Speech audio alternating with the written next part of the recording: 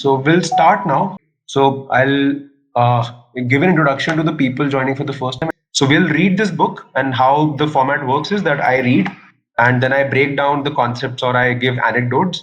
And it's a very beginner friendly book. So you don't need to know anything about Bitcoin. You just need to be a human being to understand this book. And as we progress through, if there are any references, I'll cover them. But you don't necessarily need to know anything prior that we have covered up till now. What I think I just need to mention is that this book is definitely more on the philosophical and political side. It's not technical at all. It mentions Bitcoin basically everywhere because it looks at these concepts through the lens of Bitcoin. And if you know anything about Knut Svanholm, he's a popular Bitcoiner on Twitter. He's somebody who is breaking down Bitcoin into very simple layman comedy friendly language, so that Bitcoin for a lot of people can be intimidating because it involves economics, finance, macro, politics, technical computer science, and so many concepts in cryptography, which even for computer scientists are sometimes very new concepts. But Knut Swanholm has been excellent and a genius at breaking it down for the average person. And yeah, I am one of them. So I have enjoyed his readings and uh, been able to understand Bitcoin on a much human level, if that makes sense, to understand this idea. Because all of us understand, if even if you're new to Bitcoin, that Bitcoin is a pretty radical and very important technology, and it's uncomfortable to anybody because Bitcoin is just a 15-year-old thing. It's not something that anybody can claim to be an expert on because for the maximum time it has been in existence, it's 15 years. Having said that, of course, you will see that different people have different specializations. My personal background is in law. I've been learning Bitcoin tech through Bitshala and through my personal self study. And these sessions have also helped me have a much better grasp and voice concepts around Bitcoin.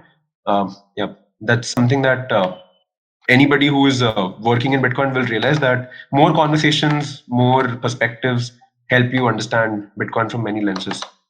Okay, enough of my rambles. I'll start the reading session now. Hill to die on picking. So this is the chapter. Hill to die on is a popular meme otherwise as well. It's not just a Bitcoin meme. Hill to die on basically means that you are so committed to an idea, to change, that it's something that you are willing to invest your life energies into. Welcome to the circus of mass delusion, where the ringmasters of fiat finance have us feverishly juggling manufactured crisis and false partisan feuds. In clown world, we are kept frantically pivoting between conveniently bifurcated societal problems that in reality are nothing but disagreements over the slices of an imaginary limited economic pie. The great sleight of hand distracts us from reality that true wealth is not a zero sum game with winners and losers. We are trapped in a perpetual cycle of scarcity paranoia and turmoil by design to prevent us from realizing our true potential. Yet, nothing concocted in this deranged sideshow is worth sacrificing our grip on the truth. So, this title of the book, which says "A Clown World," is something that anyone who's been into Bitcoin for decent enough time will realize that they observe it everywhere. They observe it within their social circles. They observe it in the mainstream media outlets.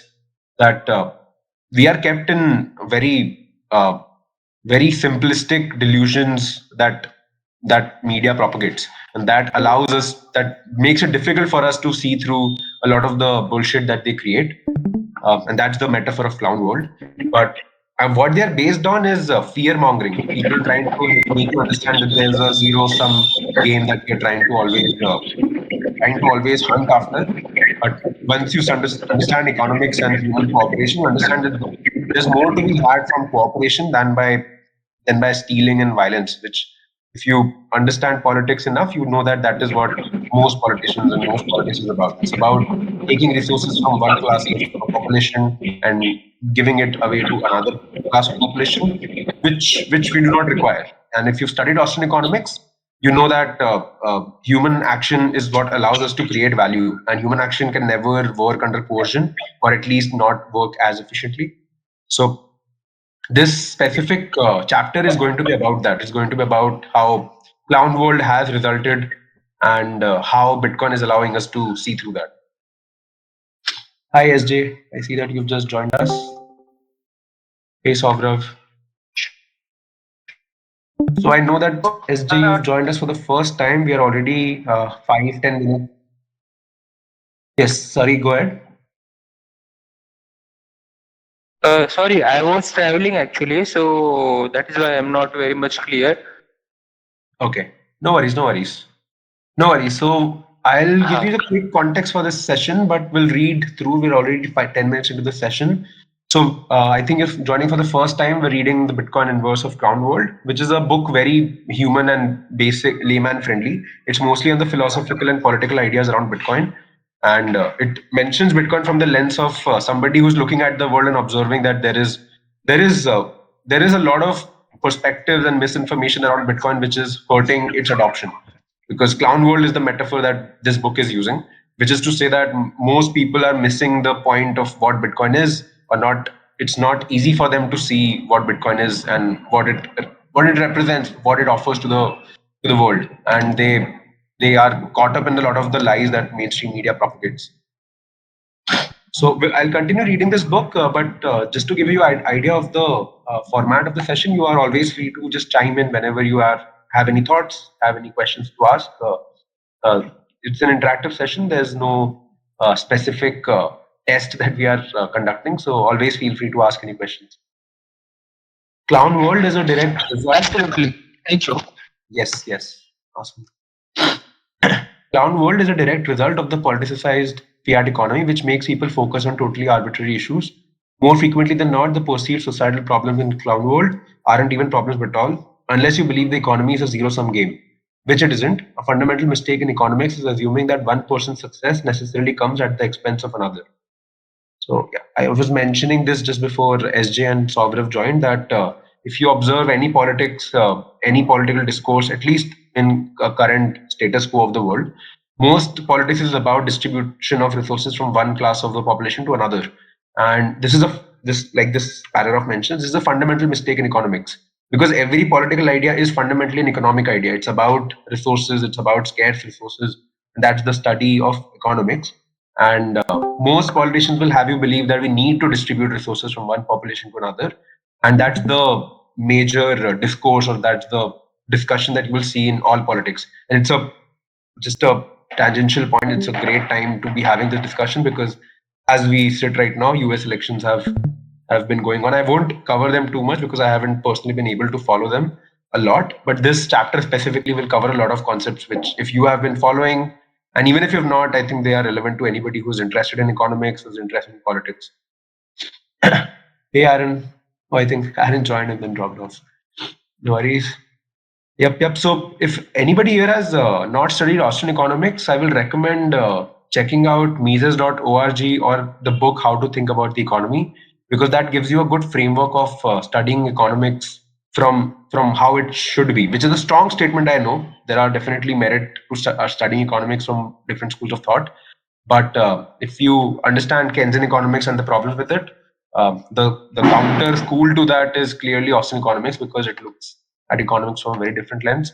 And Bitcoiners and Bitcoin community have really taken up to Austrian economics, because Bitcoin works simply because of human action and human value. Nobody forces you to value Bitcoin. It's valued because it incentivizes individuals and provides value to them by its utility. Nobody's forcing anybody to value Bitcoin in a certain way. You are free to use Bitcoin, value Bitcoin, however your individual life and choices dictate you to.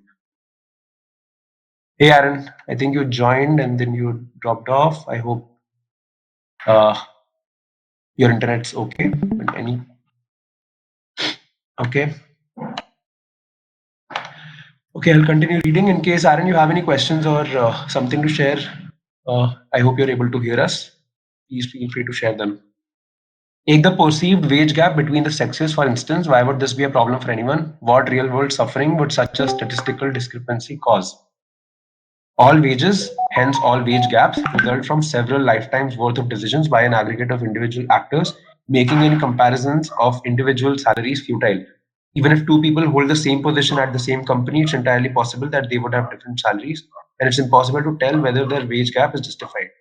Who has the authority to dictate how much compensation someone deserves based solely on what others happen to earn?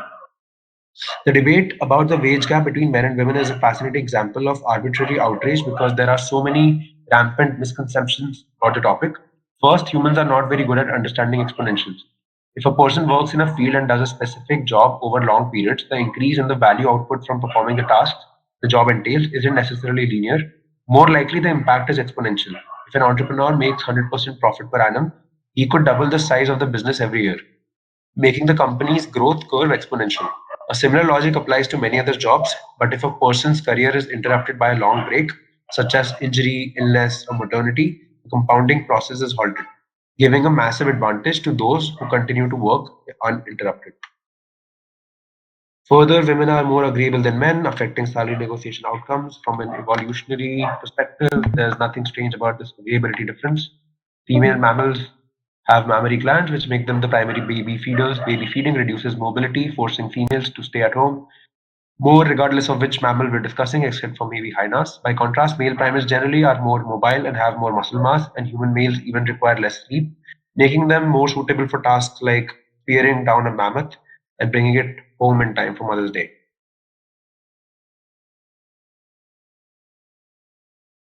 The Industrial Revolution opened up new career paths for women beyond traditionally feminine roles as more professions emerged that did not require physical labor.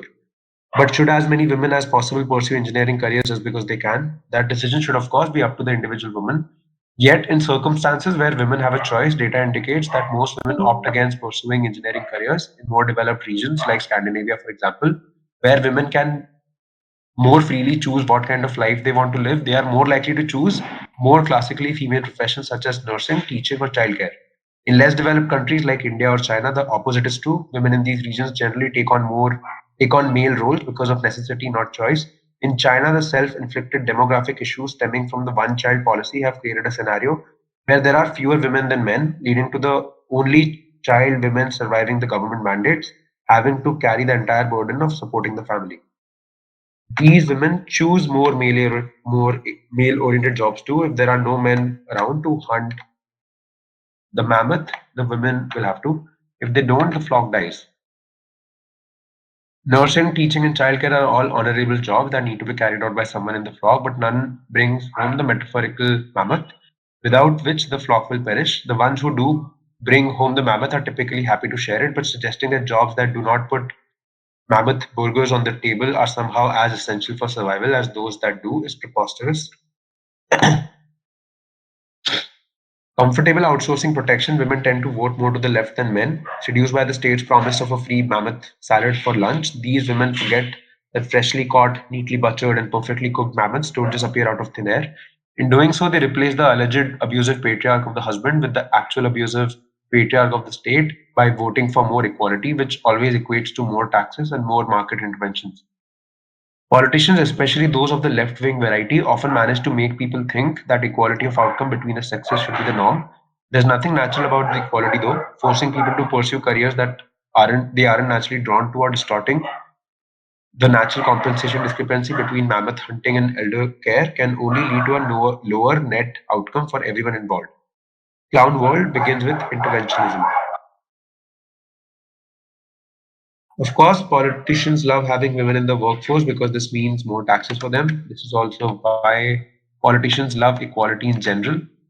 The only way for a third party to make anything more equal in society is to reduce everyone to the level of the lowest common denominator. A person who spends whatever they can get their hands on as fast as possible will never achieve anything, and you cannot make others more equal to this person by any other means than reducing everyone else to the same level.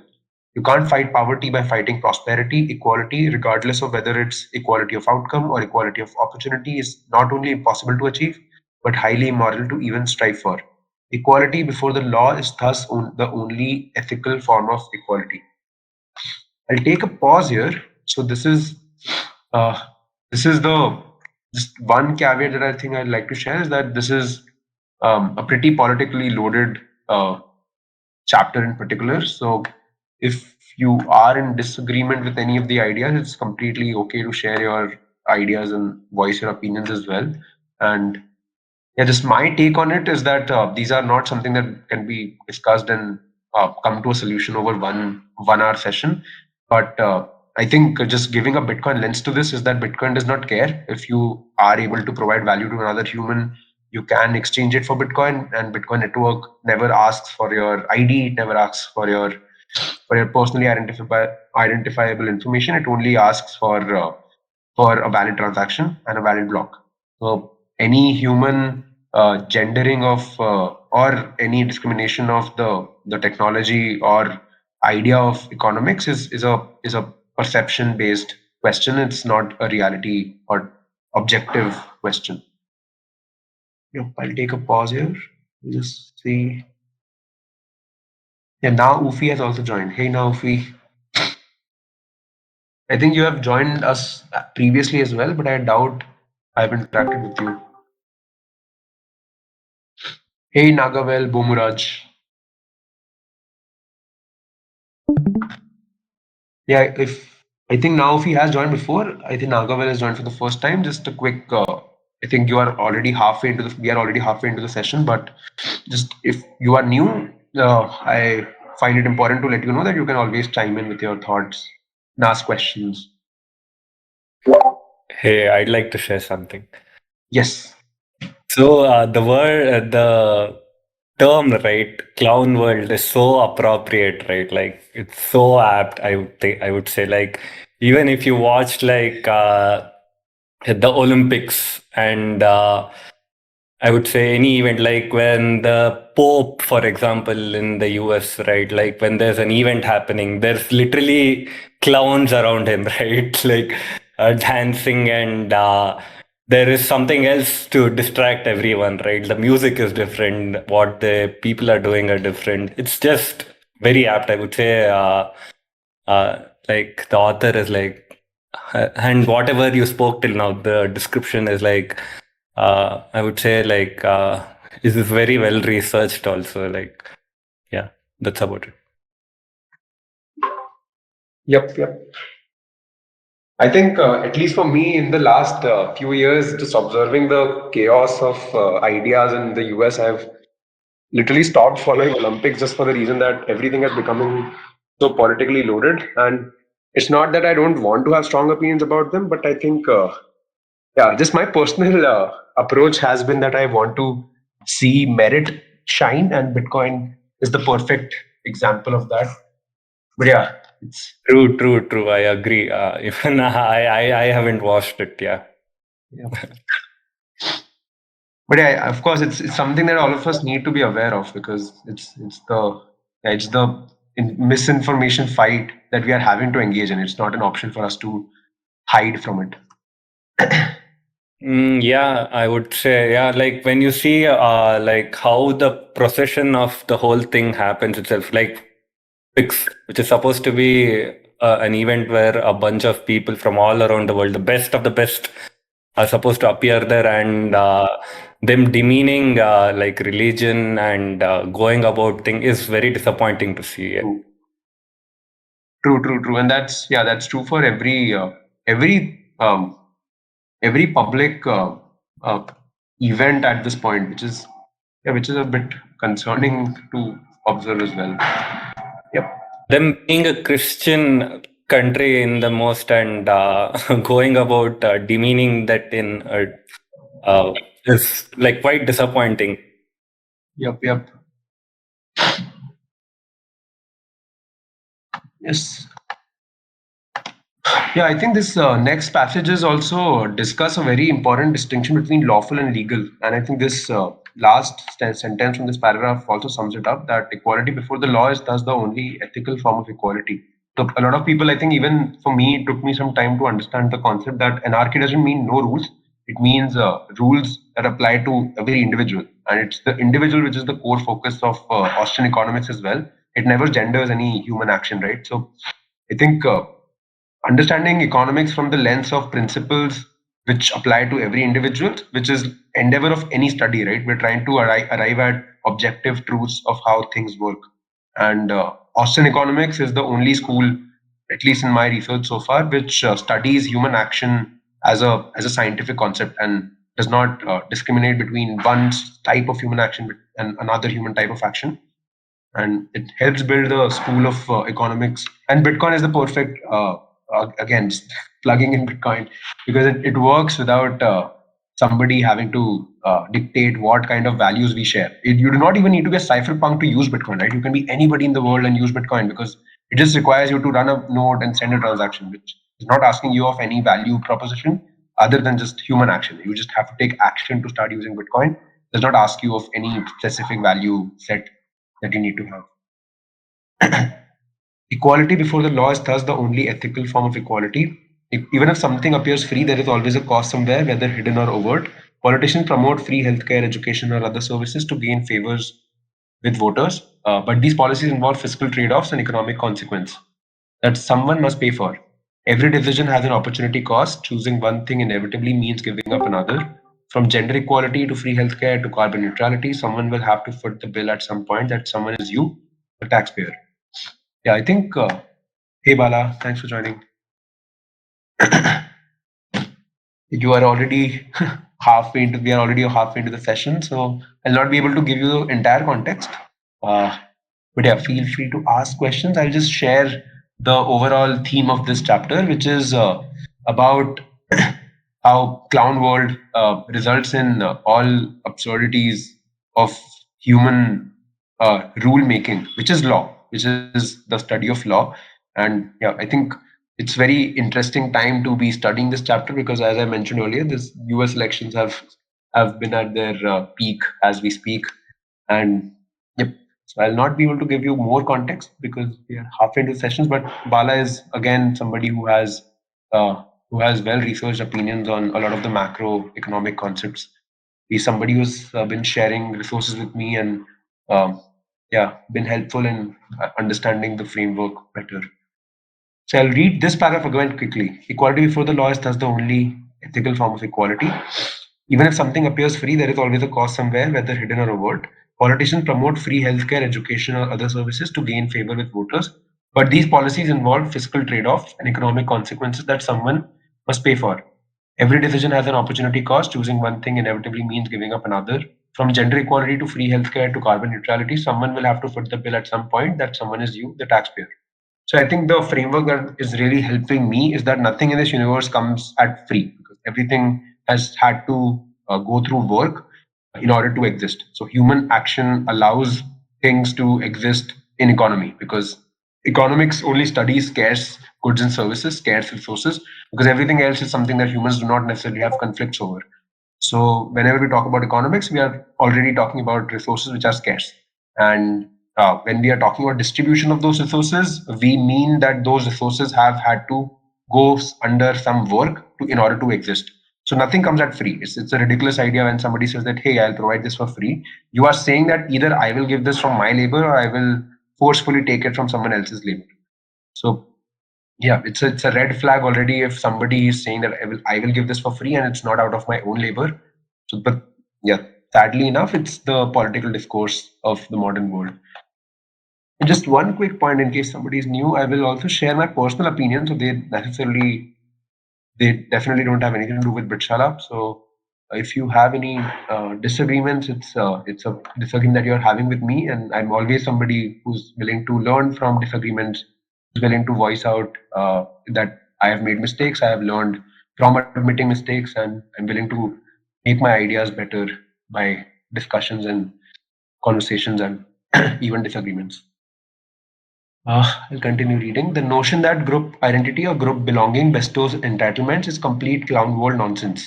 Consider the claim that a particular group is under or overrepresented in a specific field, the person declaring one group victims without any actual crime, not even a victimless one, having been committed is fueled by the desire for there to be a free lunch. At its core, the allure of the free lunch stems from a delusional sense of entitlement to others' resources. Yeah, yeah, again, I think to Sham and I's discussion, there's a sense of entitlement which we observe in the modern. I think it's also true for other political discourses as well. It's not something that is emerged in the 21st century, but at least for our generation, we are observing that there is a sense of entitlement to others' resources when people talk about justifying interventionist economic policies. That they say that it's something that we need to do. It's something as if that some group of population owes it to the other group of population to share their resources without voluntary exchange. The perceived problems stemming from different outcomes arising from different life choices and circumstances are everywhere. and the political measures proposed to correct these issues are increasingly preposterous. I'll read this line again. The perceived problems stemming from different outcomes arising from different life choices and circumstances are everywhere, and the political measures proposed to correct these issues are increasingly preposterous. From a first principle perspective, there is only one human right, and that's the right to be left alone. It's the only right that will always be true for every person, regardless of where or when they are born. Every other so called right necessarily violates this most basic right for someone else. If housing is a human right, this has to apply to people who can't afford a house. In turn, someone else's right to be left alone must be violated because someone has to pay for the damn thing. Yep. Yep. I hope this was self explanatory.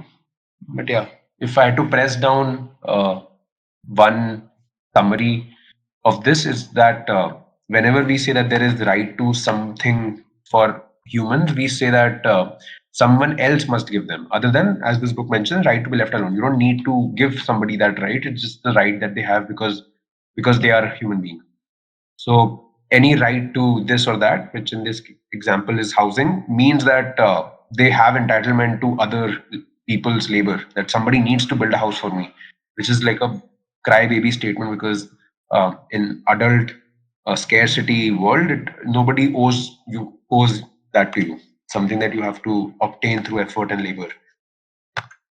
Here, it's crucial to distinguish between the terms lawful and legal. This distinction is vital in the context of legal philosophy and the understanding of the law's role and legitimacy in society. Let's explore. A lawful act refers to an action or conduct following natural law or the first principles of justice and morality. It implies a universal standard of behavior that respects the rights and dignity of all individuals. In contrast, the term legal pertains to actions or conduct that comply with laws made by a legislative body or government. These are positive laws, meaning they are formally enacted and codified by authorities. The notion of legal implies something adheres to the rules set forth by a particular legal system at a specific time and place. Nothing more, nothing less. Legal standards can change as governing bodies make, amend, and repeal laws. In other words, something legal is not necessarily lawful. Yeah, I think if you study natural law or justice and morality from first principles, you'll realize that they are fundamental ideas. They are objective ideas that people can arrive at through logic and reasoning and discussion. It's not something that you need to impose on someone else. It's something that people understand by intuitive behavior. You observe anyone will agree that they like consent or they like to voluntarily engage in interaction with other humans. It's not something that you necessarily have to teach a child or a human. It's something that everyone agrees to by the virtue of being a human. And that's why the first principle of justice and morality is also an objective concept that can be studied.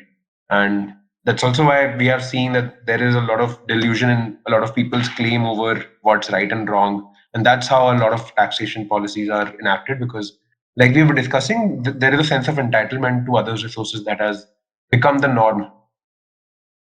So Shreyan, it will be important to have law, right? Like law is different from morality or ethics. Like for example, someone cheating someone would not be moral or ethical, but a lot of times, like lawfully, like probably it will be called as something in the gray zone or something which Right. is which is okay in certain cases. So uh, be- because it's difficult to for us to, for example, say what kind of temperature is cold and what kind of temperature is hot. People can feel cold at even 40 degrees Celsius, and some people will feel it hot even if it's 20 degrees Celsius. Uh, but someone will have to tabulate, someone will have to put a rule somewhere that 24 degrees Celsius plus is hot, right? Right. And so law is needed in sense of the word, isn't Right, that right. so?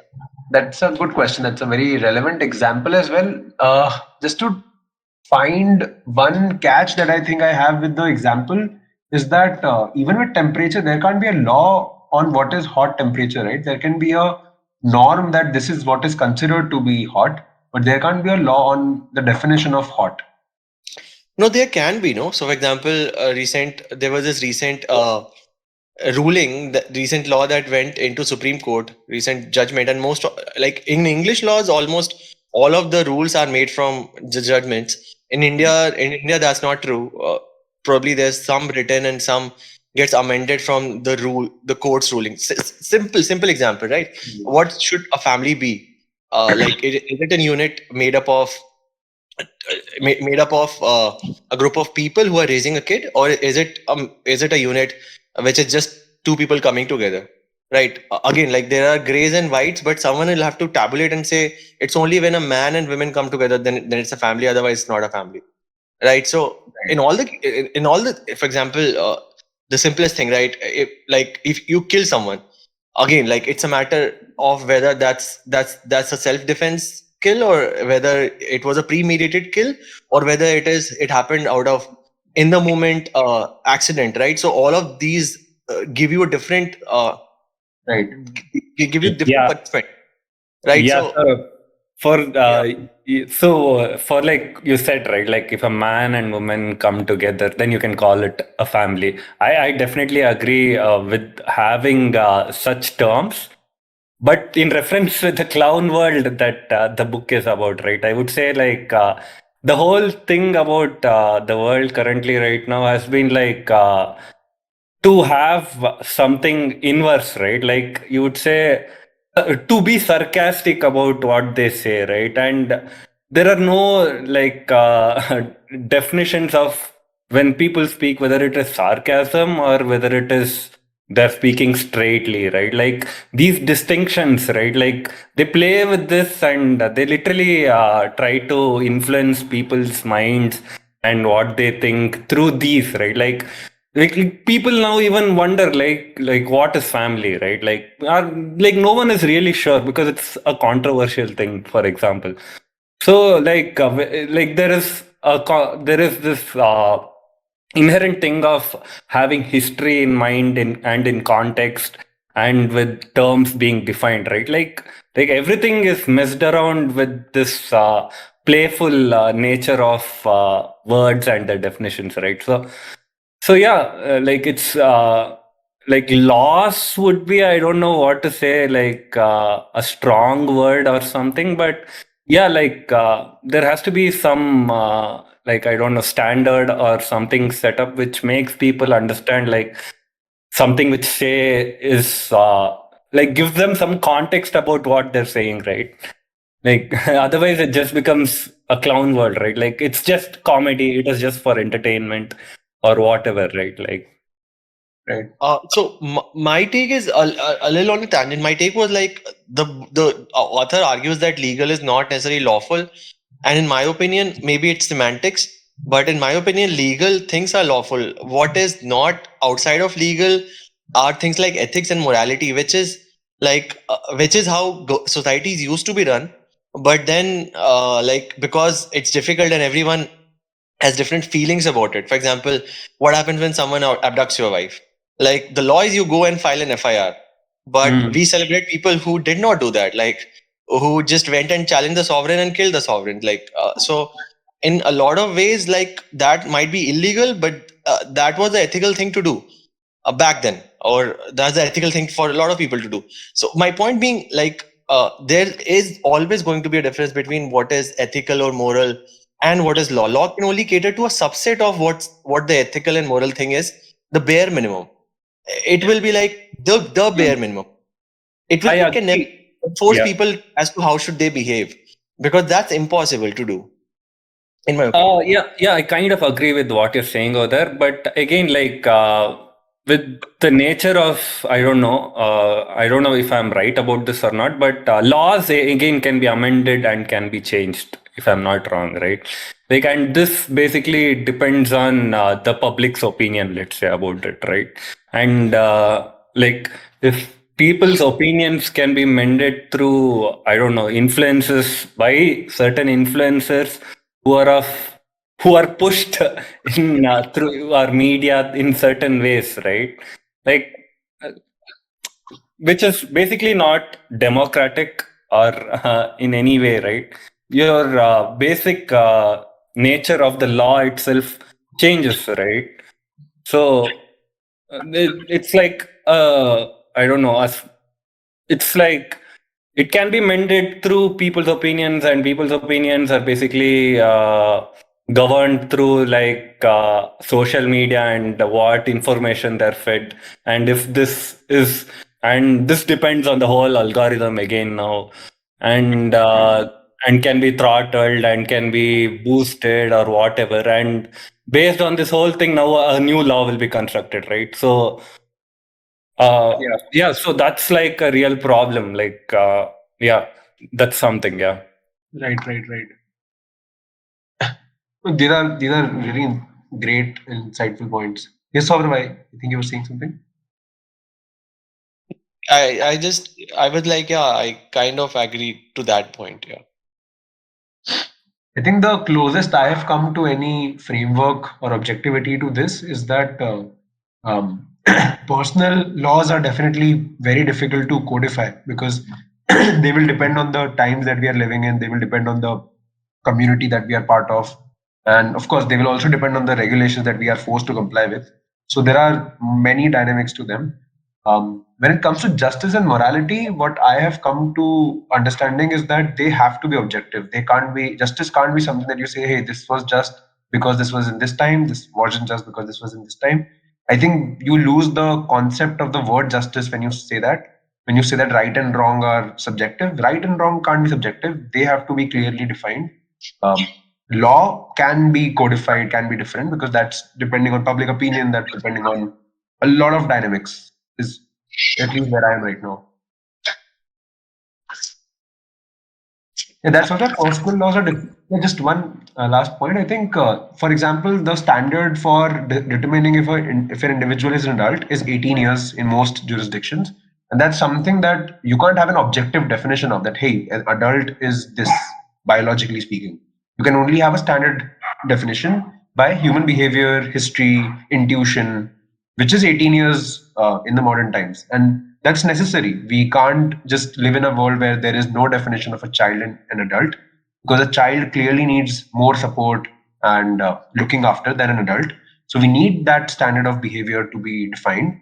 And we have at least not too chaotically come to a decision that 18 years is the standard of defining adult. And I think that's where it's, yeah, to my own point, to counter my own point, that it is necessary to have those things which might or might not be defined in justice or morality. You can't say it's moral for us to say that 18-year-old is an adult. Just to talk about that, like, yeah, like for example, right, like when like 18-year law, like an 18-year-old is considered an adult. Now, let's say they want to change it to like 15 years old, right? Now, the like whatever, like such changes, right? Like there has to be some frameworks, like it cannot just be like there are a bunch of people who are like saying that it has to be changed, and we are in support of that, so we change the law, right? Like that becomes like too simplistic, right? Like people don't think about like what consequences that it will cause in a ripple effect, right? When something like that happens in different parts of the Right. economy or society or anything, right? Like such frameworks have to be considered, like when before changing anything, like is research done, like what the world would look like in the next 10 years, and if we don't know, then what do we do about it? Like such things are barely considered, I would say. Like people's opinions just drive things, right? Like, and that is basically an algorithm based opinion, right?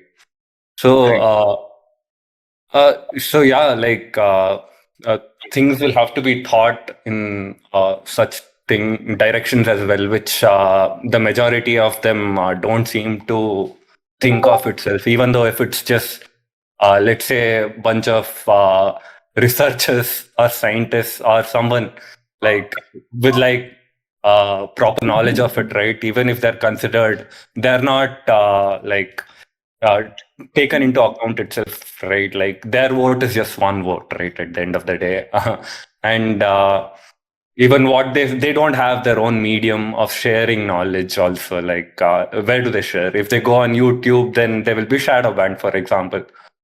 And Yeah, there are quite a few problems, like how to go about changing laws also. So like, and people are reluctant to even stick to the tried and tested methods also, right? Like the traditional ones which are already working and is like having the society successfully proceed ahead. Like we've seen like through like the 10 to 20 whatever years, like we've grown. Before, tech was mainly there in our hands, right? So we've seen all these tried and tested methods are being amended, through society's influence of using democracy as the means to go about voting and changing things also, right? Yeah, I feel that that was always kind of true. Like money gets made by people who are closer to the money printer.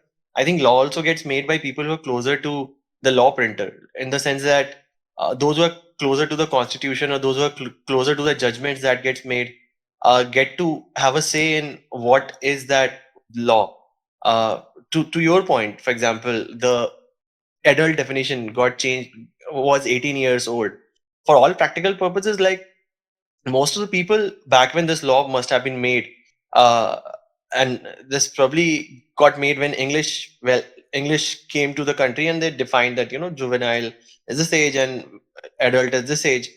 Probably like the ones who were closer to making the law felt that marriages should happen after 18, or a family should be had, or a person is responsible for their crimes after 18. All of that should a person could start drinking after 18 and all that. But probably if you take everyone's opinion, I mean, the country's opinion, the age could have been 15. So again, my point is, like, laws are probably again made by people who are closer to the law printer, and oh, that will continue to be the case. For example, how should for example, like, how should a family be defined, or how should a crime be defined? uh, Again, like, people who are closer to law printer will have a higher say than people who are away from, I would say, like, the law printer, in my opinion. And that will yeah, always. yeah. If that is the case, then it's totally disastrous. Yeah, I would agree. Yeah, I didn't know. I thought like law is like I don't know much about law, anyways. But I was thinking like it's democratic or whatever. I didn't know that it was as simple as a law guy sitting next to it and just printing it. I think so. I mean, probably Shayan will have a better take. He's a lawyer, but in my opinion, so. I think from my study of, so I think just to give a background on this book has been very critical of democracy, and my reality has been going under huge paradigm shifts because of Bitcoin in the last 2 3 years, and also just general learning about the world. So I'm not an expert on any of these, but I think this book has been very critical of democracy, and I voiced out my personal opinion on democracy that this book can be overly critical of the democratic process, which this book assumes is just the voting process, just the rule by majority, which I don't think is necessarily true. Because just to give an example, I think India, all of us are Indians here, I believe, or somebody could not be. I'm sorry in that case. Um, if the RBI had complete say over Bitcoin, then Bitcoin was banned, at least banking for Bitcoin companies in 2018. But it was the judicial system which helped us protect our rights to use Bitcoin. And it did go through the process of protecting our rights. So it did say that there are certain rights which will be protected regardless of the authority, which in monetary matters is the central bank. So this is one anecdotal example, but overall also I think it's too simplistic to say that democracy is just vote by majority or decision by majority. There are checks and balances through different means. Whether or not it is effective right now, whether or not we have a good example in the world right now, because clearly central banking is not something that is questioned in any democracy, which is again something to me is a odd idea. I think Argentina currently is one democracy which is doing that. So maybe it is a relevant example. So yeah, so yeah, I think for me that's why I said that personal laws are where I draw the line. That personal laws clearly can't be well defined because they are subjective. Because it's like local communities have been better judgments. More people are inclined to listen to their mom and dad and their siblings and their personal social circle when it comes to whether or not they should cheat or not cheat, or have certain number of children, like China has implemented one child policy. But I think when it comes to some things like murder and rape, we clearly know that is wrong.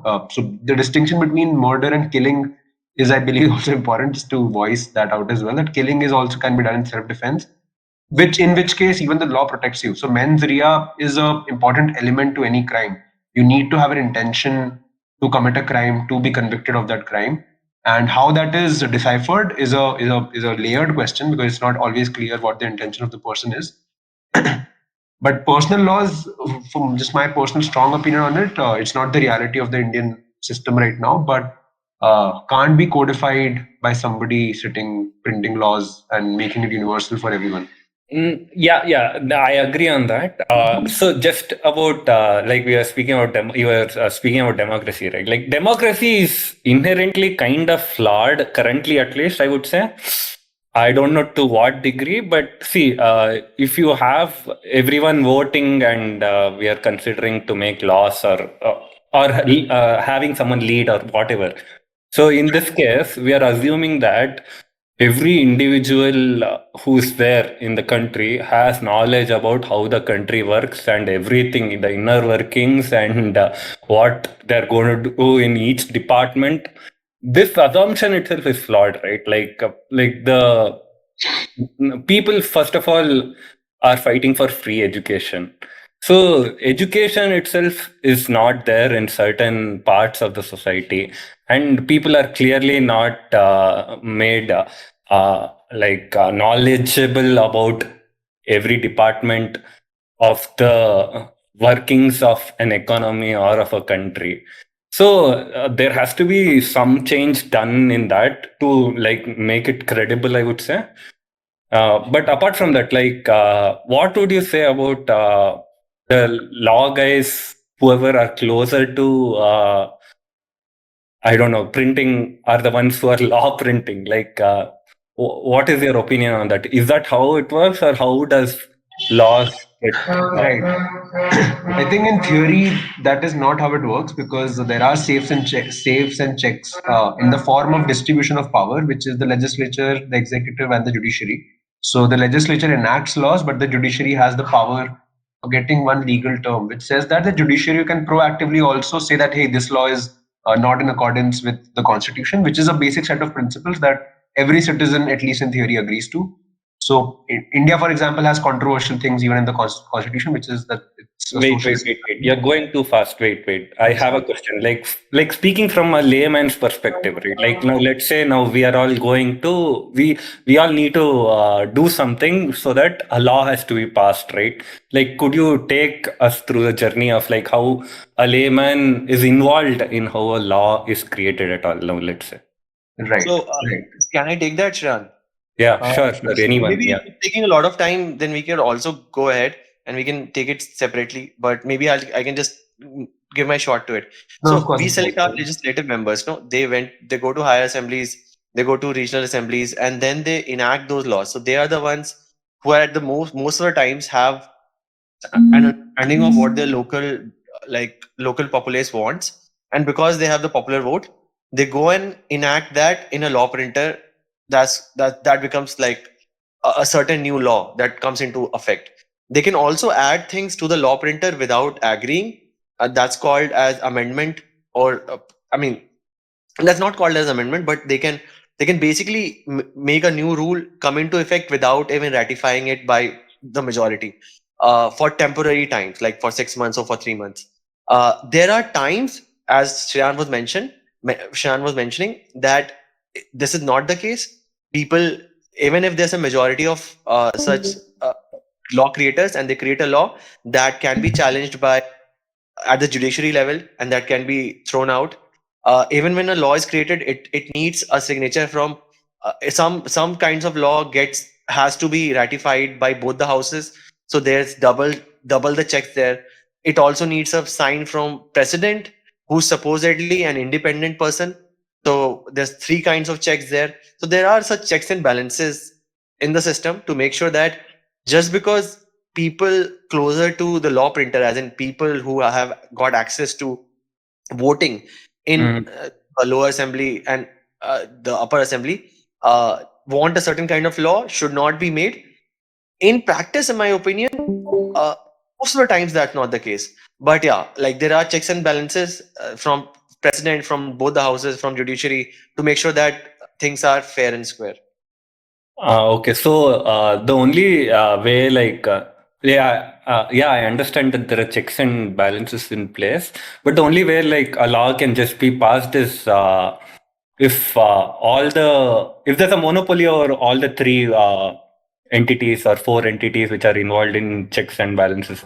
So, do the people have a voice anywhere here, or is it just that we have elected some legislative assembly members and these guys are doing interactions, and after their checks and balances, a law is created at any point of time? I'm asking.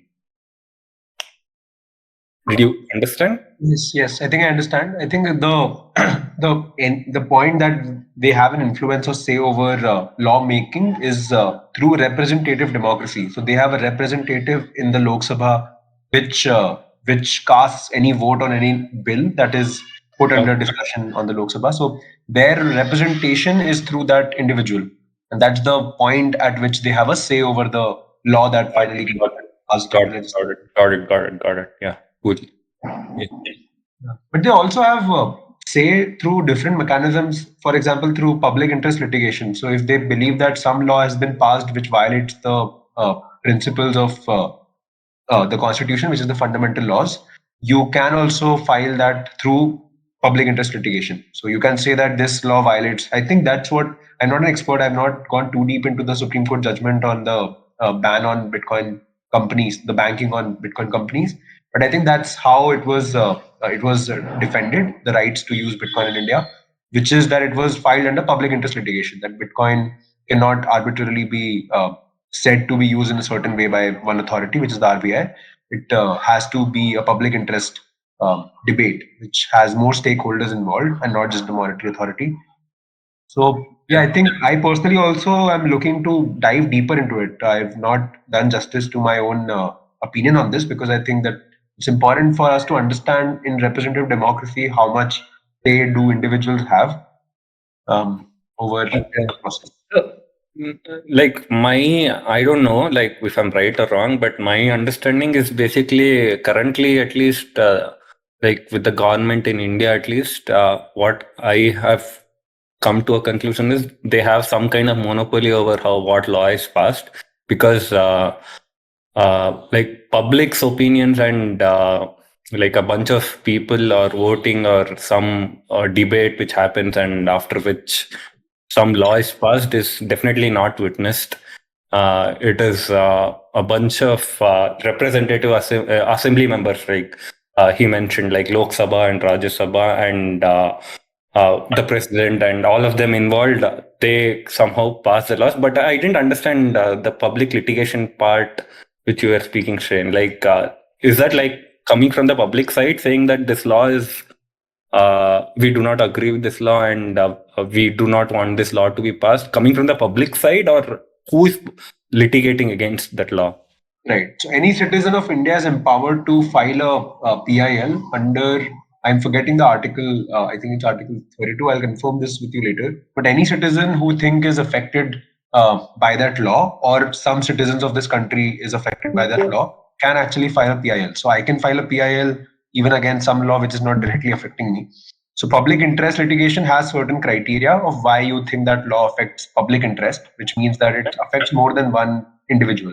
You have to be able to make a case that it's not that my personal interest is being affected, it's the public interest at large Okay. which is affected. So any citizen has the ability to file a PIL And in who any looks at this? the jurisdiction under which you are operational. So it can be the Supreme Court, it can be the High Court of the state that you live in, or it can be the local court under which you Wow. are. So, so there's a possibility of just one person like filing a litigation and just banning a whole thing for a whole community, is it? Like something like that. And this Supreme Law judge is basically influenced by other entities, like something like this is what is happening basically by Right. what you're saying. No, just to say that this is a cue for me to dive deeper into public interest litigation, but you cannot do that for on the behalf of any other community. You have to justify why you as a citizen are also interested in it. Um, but it has to involve more stakeholders. So I think Bitcoin is a relevant example in this because when Bitcoin banking for Bitcoin companies was banned by the RBI circular, then it required more stakeholders than just the companies which were operational at that point to make a case for why Bitcoin is important for the individuals or citizens living in the country.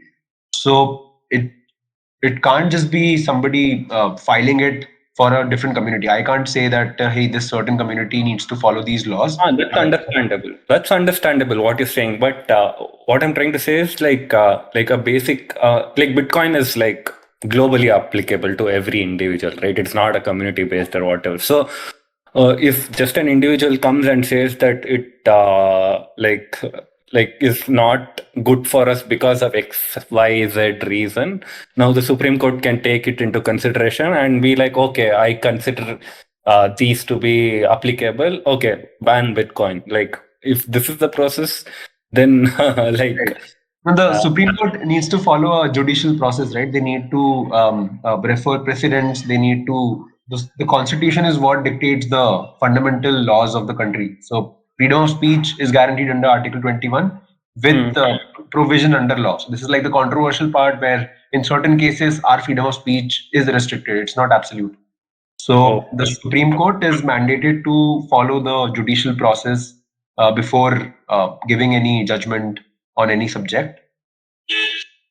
sure, Yeah, sure. it's not arbitrary that Supreme Court can just say that, hey, I consider this to be a public interest litigation and I ban this No, thing or whatever. I understand what you're saying, but again, this is not an AI entity who's sitting over there and governing laws, right? This is an individual judge, right? So his Right. mind, his thinking, his opinions will also come into picture over here, right? Right. So obviously, yeah, I understand they have to follow all the legislative procedure and all, but at the end of the day, there is a major factor of the judge's thoughts about it, right? Right. There is, of course, human bias involved. I Yeah. think the question that you're asking, coming from the lens of democracy, is at least that the process of deciding who gets to be the Supreme Court Chief Justice, they are the final arbiter of justice. If you have a problem with any High Court judgment, you have the ability to um, file for what's the The word I'm Supreme forgetting. Court, yeah. Yeah, you can file at the Supreme Court reversing the judgment. But the Chief Justice of India has the final authority or the bench of Chief Justice. So it's not one person; it's a group of 5 people or 11 people, depending on the severity or the circumstances of the case. Then they are, of course, biased and humans, and they need to follow a certain process. But to get to that stage is where NJAC comes in, which is a national judicial authority which decides who gets how do we decide that who will become the Chief Justice of India and Okay. questions like these. So there's a process for that. That process, in my limited understanding, is also something which is controversial in India because it said that only 300 families, all the Chief Justices of Supreme Court and High Courts have come out of 300 families in the last 70 years, which is also consider a factor that needs to be considered. So it's a controversial subject in itself. But Okay. yeah, it's at least on paper the process that is being followed. Okay. Now that you mentioned NJAC, what like who represents the NJAC? Is it from people's side or? It's previous judges. It's judges who Oh, have okay. retired and yeah. Okay. So yeah, there's a lot of questions. I remember at least. So yeah, I think this also for the last 2 years I've actually not been going too deep into the legal nuances of the things, which I think I'm starting to now appreciate the importance of because given the time